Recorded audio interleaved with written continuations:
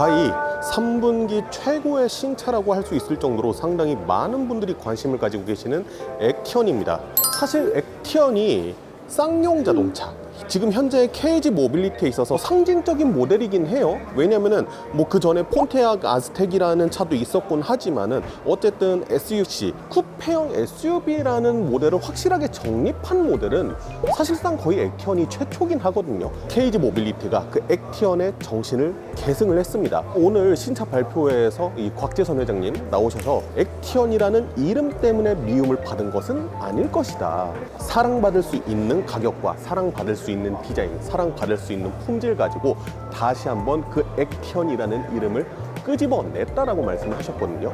그래서 오늘 같이 보시게 될 차량은요, 바로 KG 모빌리티의 액티언입니다. 내외관 디자인 어떻게 생겼는지 여러분들께 오늘 자세하게 보여드리도록 하겠습니다. 네, 저는 자동차 콘텐츠로 밥 벌어먹고 살아야 되는 채널 카바바의 권혁재 PD고요. 지금 바로 훑어보도록 하시죠. 이 액티언은 아예 제로에서부터 시작한 아예 새로운 신차는 아니에요. 토레스를 바탕으로 외관 디자인을 조금 바꾼 모델입니다. 그래서 플랫폼도 기본적으로는 똑같아요. 그래서 휠 베이스의 크기 동일합니다. 파워트레인 1.6L 터보 GDI 엔진 플러스 6단 자동 변속기 조합, 이것 역시 토레스와 동일해요. 지금 현대차 그룹을 제외한다고 하면은 제일 잘 나가는 브랜드긴 하지만 그럼에도 불구하고 점유율이 그렇게 크지는 않잖아요. 어려움에서 이제 막 흑자 전환한 지 얼마 안 된 회사란 말이에요.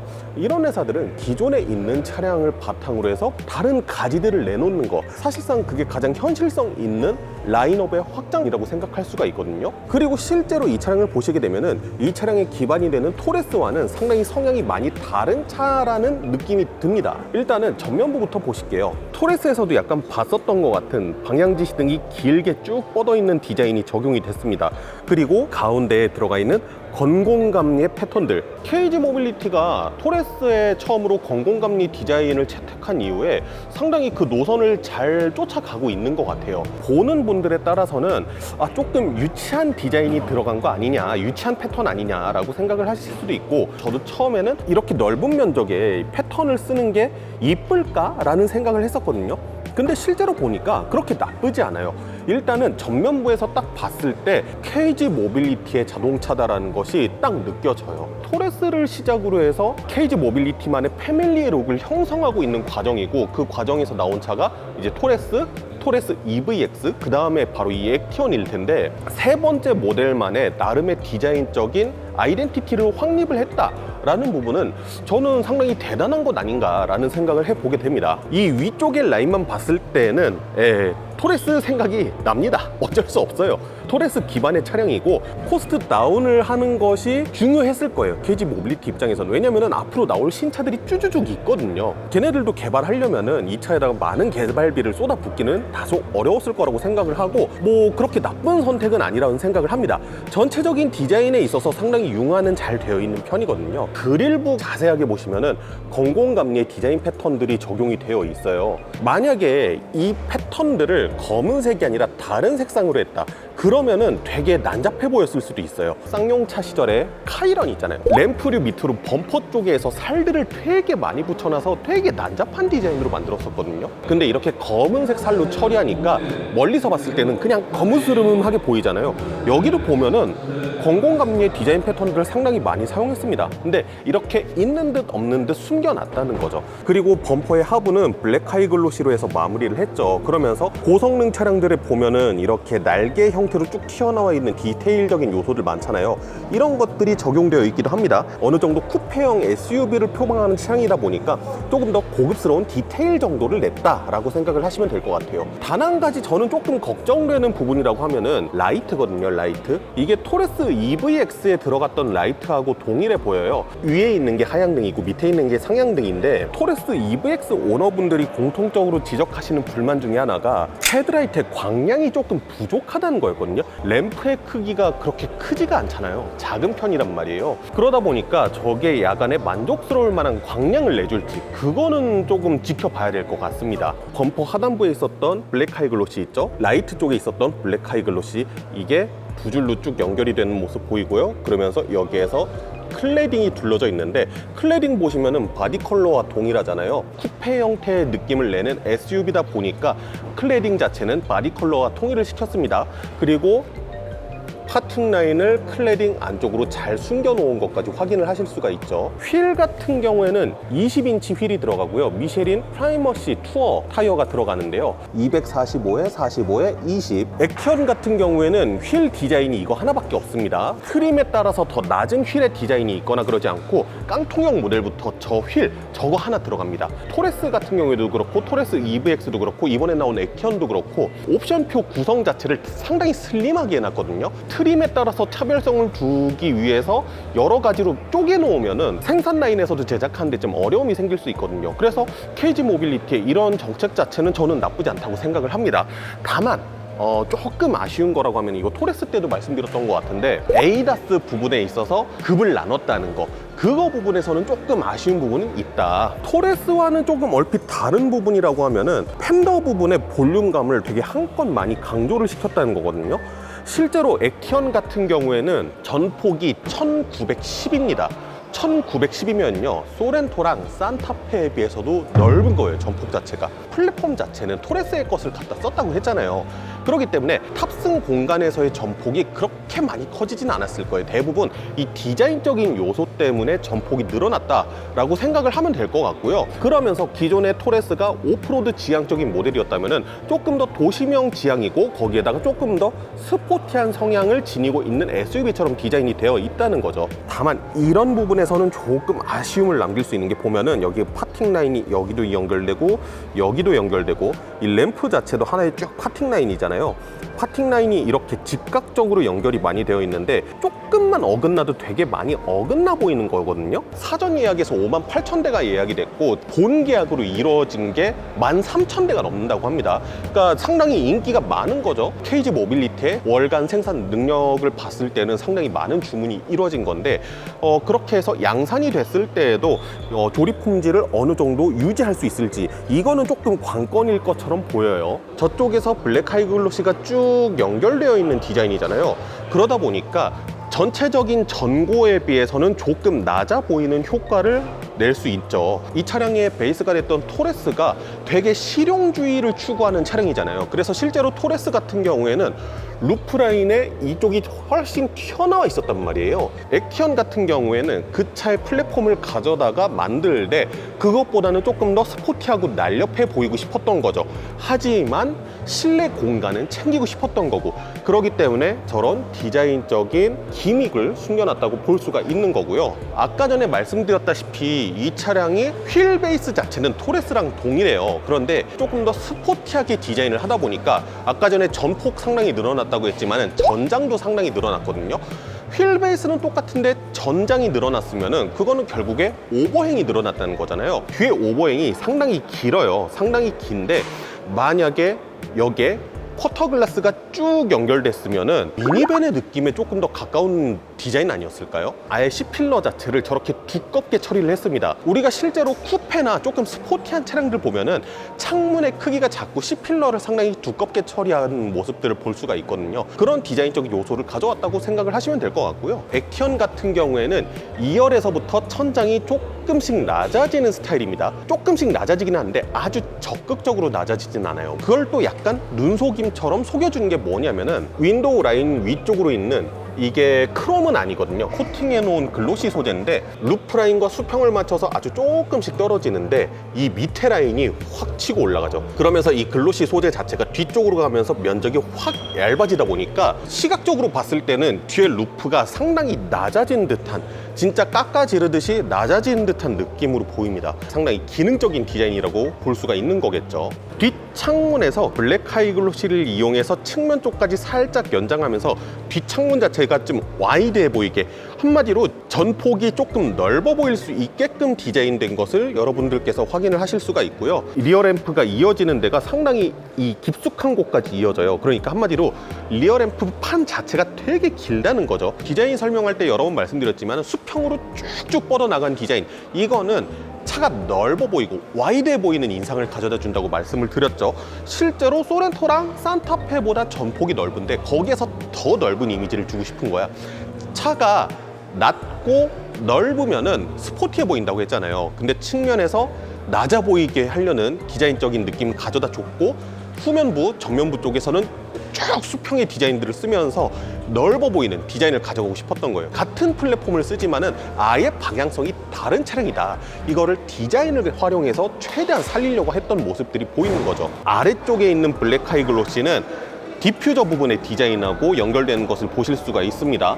뭐 실제로 디퓨저의 역할을 할 것 같진 않아요. 예, 핀이 딱 여기에서 시작이거든요. 사실 4기통 1.5L잖아요. 디퓨저가 필요할 만큼의 고성능 차량은 아니기 때문에 후면부에서 레인지로버 벨라가 생각난다 라는 말씀들을 많이들 하시는데, 실제로 봤을 때도 약간 그런 느낌이긴 해요. 3천만 원대 차를 샀는데 1억 원짜리 느낌이 나면 완전 럭키비키 아닙니까? 외관 디자인에서 중점적으로 신경 쓴 거는 세 가지인 것 같아요.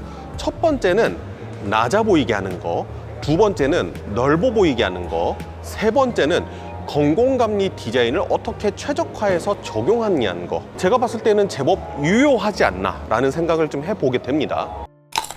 전동식 트렁크는 상위 모델, 트림이 두 개가 있는데 상위 트림의 기본으로 적용이 되고요.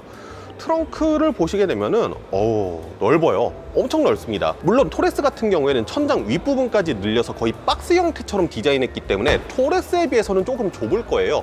실제로 잠깐만 이 트렁크를 닫고 보여드리면요, 뒷창문에 내려가는 각도 자체가 토레스에 비해서는 상당히 눕혀져 있는 것을 확인할 수 있습니다. 그러니까 되게 스포티하게 디자인이 마감이 됐다는 거죠. 그래서 전체적인 공간면, 이제 높이나 이런 것들을 전부 다 고려했을 때는 토레스에 비해서 조금 트렁크 공간이 부족할 수는 있지만, 바닥판의 면적 자체는 상당히 넓은 거 여러분들도 보실 수 있을 겁니다. 이렇게 섬세한 회사였나? 라는 얘기를 제가 이 케이지 모빌리티 차를 탈 때마다 좀 드리는 것 같은데, 트렁크의 이런 마감 보세요. 휠하우스 뒤쪽에 짐 공간을 이렇게 잘 구분해 놓은 이런 마감들, 그 다음에 12V 아울렛도 알차게 달려져 있는 거 확인하실 수 있고, 쇼핑백 같은 거 걸 수 있는 후크들도 잘 마련되어 있고요. 차박을 하시는 분들, 캠퍼분들 같은 경우에 이 차량 안에서 전동식 트렁크를 열 수 있는 레버 같은 것도 잘 마련이 되어 있는 거 확인하실 수 있죠.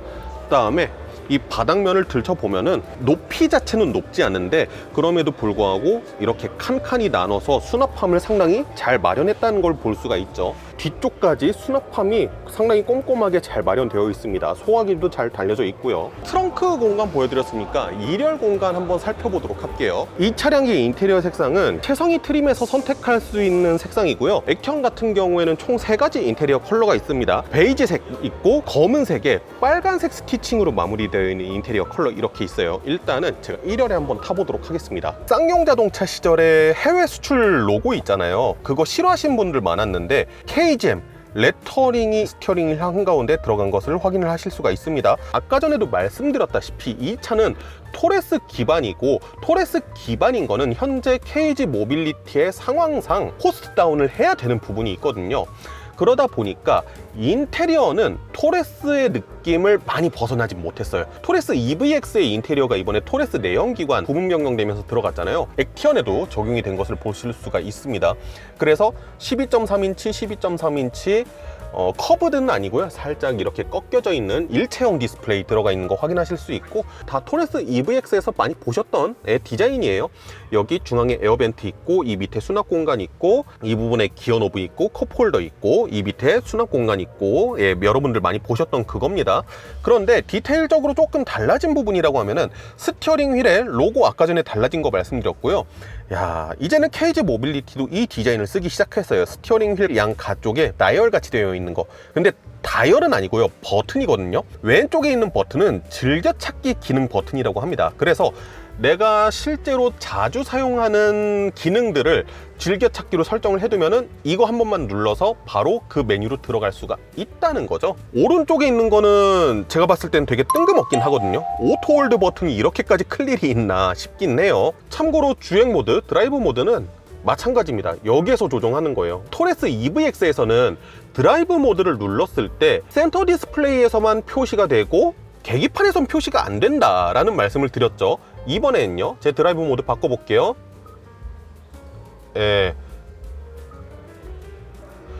조금 반응이 느리긴 한데 어쨌든 드라이브 모드를 바꿈에 따라서 UI가 변동이 되는 것을 보실 수가 있습니다. 뭔가 여론이 생기고 기자들이 이런 거는 좀 그런 것 같아 라고 얘기를 하면은 되게 많이 반영을 해서 발전을 하고 있는 모습들이 보이고 있습니다. 이 부분에 대해서는 저는 되게 칭찬해주고 싶어요. 6단 자동 변속기이긴 하지만 어쨌든 패들 시프트까지 달려져 있는 거 확인하실 수가 있습니다. 이번에 크리스털 기어 노브가 적용이 됐는데 앞만 봐도 약간 좀 BMW 냄새가 난단 말이죠. 3,800만 원짜리 차에서 BMW의 감성을 느낀다? 럭키비키죠. 럭키비키입니다. 스마트폰 무선 충전기 같은 경우에는 여기 세워서 되어 있는 걸로 되어 있네요. 센터 콘솔 공간도 제법 널찍하게 되어 있는 거 확인하실 수 있고요. 코스트 다운을 위해서 토레스의 부품을 썼고 토레스의 인테리어 레이아웃을 그대로 가져갔다고 말씀드렸지만은 실내 소재에 있어서는 조금 차별화를 두고 싶었던 것 같아요. 그래서 도어 패널을 보시게 되면요, 아주 고급스러운 느낌은 아닌 것 같은데 살짝 이런 세무 느낌, 알칸타라 같은 느낌의 소재가 들어갔거든요. 근데 되게 맨들맨들하니 만졌을 때 느낌은 좋아요. 보들보들한 윤 같은 느낌은 조금 덜하긴 한데 이런 느낌의 소재가 여기까지 들어가는데 팔을 기댔을 때 느낌도 되게 부드러우니 괜찮네요. 나쁘지 않습니다. 액티언에 썬루프가 없어요. 르노코리아 그랑콜레오스 얼마 있다가 이제 시승 행사 갈 거긴 한데 그랑콜레오스 같은 경우에도 썬루프가 없어서 좀 불만스러운 느낌이 있었거든요. 근데 이 차는 도시명 SUC를 표방하는 차인데 썬루프가 없어서 이거는 조금 많이 유감이긴 하네요. 2열에 본격적으로 타기 전에 조금 아쉬운 점이라고 하면은 이렇게 시트를 접었다 폈다 했을 때 안전벨트가 걸리지 않게끔 요 밑에 별도의 클립이 있긴 한데 이 클립에 안전벨트를 끼우는 게 쉽지가 않아요.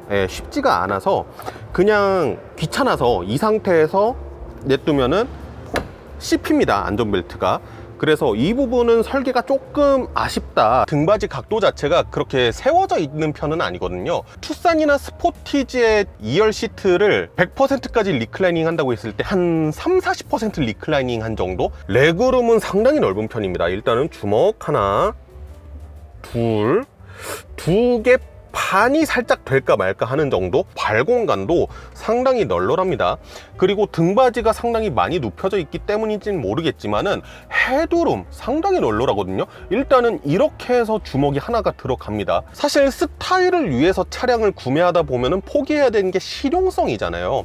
그렇기 때문에 SUC를 사는 사람들은 어쩔 수 없이 2열의 헤드룸을 조금 포기하게 되는 부분이 있는데 이 액티언 같은 경우에는 SUC 같은 느낌을 지니고 있는데 실내 공간에서 그렇게 손해보는 느낌은 없어요. 이거는 상당히 이점이라고 볼 수가 있죠. 2열에서 편의 장비는 어떤 것들이 있는지 한번 살펴보면요, 센터 콘솔 박스 쪽에 2열에 위에서 별도의 에어벤트 달려져 있고요, C타입 USB 단자 2개 있는 거 확인하실 수 있고요, 그 밑으로는 전부 다 수납 공간이 있고요, 시트백 포켓 잘 마련되어 있고요, 2단계로 조절되는 열선 시트 들어가 있고요, 커튼 잘 마련되어 있는 거 확인하실 수 있지요. 원래 1열에 비해서 2열의 소재를 조금 안 좋은 것들을 쓰는 경우가 많은데 그래도 여기는 동일한 소재가 들어간 부분에 있어서 좋다고 말씀을 드릴 수 있을 것 같고요. 센터 암레스트를 내려보면요, 컵홀더 이렇게 2개 마련되어 있는 거 확인하실 수 있습니다. 그리고 시트 폴딩 잠깐 해서 보여드리면요, 그래도 제법 평평하게 마련이 되어 있어요. 아주 180도라고 말하기에는 조금 애매할 수 있는데 그럼에도 불구하고 거의 일자형으로 쭉 뻗은 느낌이긴 합니다. 그런데 이 시트 뒤쪽이 지금 뭔가 딱딱하게 눌려진 게 있거든요. 살짝 움푹 파여서. 그러니까 이 안의 소재 자체가 평평하질 못해요. 만약에 이 차량 안에서 차박을 하신 걸 목적으로 하신다라고 하면은 일단은 매트 같은 거는 기본적으로 가지고 계셔야 될 것 같습니다. 우선은 오늘 신차 발표 행사인데 이어져서 시승 행사도 있긴 하거든요. 근데 제가 시승 행사는 따로 신청을 안 했어요. 왜냐면은 워낙에 시간이 좀 짧기 때문에 한번 날 잡아서 제대로 타보고 싶어가지고 사실은 신청을 조금 늦게 해서 신청이 끝나서 못 하는 거고요. 이 차량은 제가 조만간 시승 차량 빌려가지고 한 2박 3일 정도 좀 씹고 뜯고 맛보고 즐기면서 타보고 여러분들께 다시 한번 말씀드리도록 하겠습니다. 사실 KG 모빌리티 차는 봤을 때 부족한 것들이 있긴 있어요. 없다고 말할 수는 없는데 근데 KG 모빌리티는 되게 영리한 게 그거를 상쇄시킬 수 있는 가격 정책을 상당히 잘 펼치거든요. 그래서 이거는 조금 부족한데 이거는 조금 아쉬운데 싶다가도 그래도 이 정도 가격에 라는 생각이 들게 되죠. 본계약으로까지 쭉 이어지는 결과를 가져오는 것이기도 할 거고요. 그래서 어쨌든요, 이 차량 나중에 시승하게 될 때 다시 여러분들께 자세하게 소개해 드리도록 하겠습니다. 네, 지금까지 저는 자동차 컨텐츠로 밥 벌어 먹고 살아야 되는 채널 카밥의 권혁지 PD였습니다. 감사합니다.